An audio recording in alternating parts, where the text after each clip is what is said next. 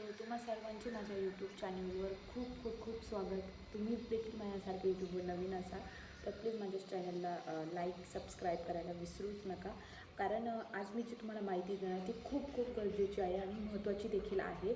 तर तुमच्या घरात रेग्युलर रुटीनमध्ये वापरली जाणारा एक खाद्यपदार्थ आहे, ज्याच्याबद्दल आपल्याला पुरेशी माहिती नसल्यामुळे आपण त्या चुका ह्या वारंवार करत असतो.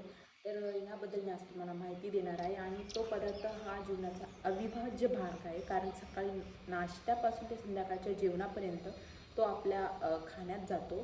तर तो दुसरा तिसरा नसून आहे कांदा. तर कांद्याचे खूप सारे प्रकार आहेत, ते तुम्हाला माहीतच असणार. जो लाल कांदा असतो तर तो आपण वापरू शकतो, कारण तो खूप उत्कृष्ट दर्जाचा असतो. आणि दुसरा असतो सफेद कांदा, की तो ओला असतो आणि ताजा फ्रेश असतो, तो देखील आपण वापरू शकतो. पण या उलट अशा प्रकारचे काही कांदे असतात ज्याच्यावरती फंगल्स आलेले असतात, तुम्ही बघू शकता. तर अशा प्रकारचे जे कांदे असतात ते एक प्रकारे घातकच असतात. पण काही लोकांना त्याची पुरेशी माहिती नसल्यामुळे ते त्याचा वापर हे मोठ्या प्रमाणात करत असतात. तर तुम्ही देखील करत असाल तर आजच थांबवा. कारण या काळ्या कांद्यामागील एक गोष्ट अशी आहे की त्यावर जो काळा भाग आलेला असतो, जो लेयर आलेला असतो, तो आपल्या शरीरासाठी एकदम घातक असतो. त्याचं जर तुम्ही योग्य प्रकारे काळजी नाही घेतली किंवा तो रेग्युलर जीवनामध्ये तो तुमच्या पोटात जात गेला तर तुम्हाला खूप मोठ्या प्रकारच्या आजारांना सामोरे जावे लागेल.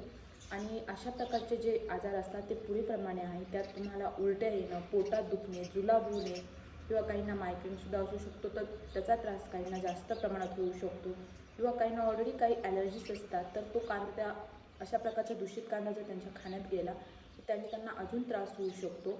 आणि एक विशेष मोठी गोष्ट म्हणजे ज्यांना अस्थमा आहे त्यांच्यासाठी सुद्धा अशा प्रकारचे कांदे मार्केटमध्ये आलेले असतात, ते मुळीच चांगले नसतात. त्यामुळे स्पेशली ज्या घरातल्या महिला मंडळ आहेत त्यांनी काळजी घ्यायची आहे की जेव्हाही तुम्ही मार्केटमधून काही खरेदी कराल अशा प्रकारचे कांदे, तर तुम्ही विशेष चेक करायचं आहे की ते दिसताना कसे दिसत आहेत. ताजे आहे तर घ्या, कमी भाव मिळतो आहे म्हणून ते तुम्ही घेण्याचा प्रयत्न करू नका. कारण ते खाल्ल्याने तुम्हाला जितका त्रास होऊ शकतो तितकाच तुमच्या घरातील इतर लोकांनाही होऊ शकतो. प्रत्येकाच्या घरात वृद्ध लोक असतात, लहान मुलं असतात.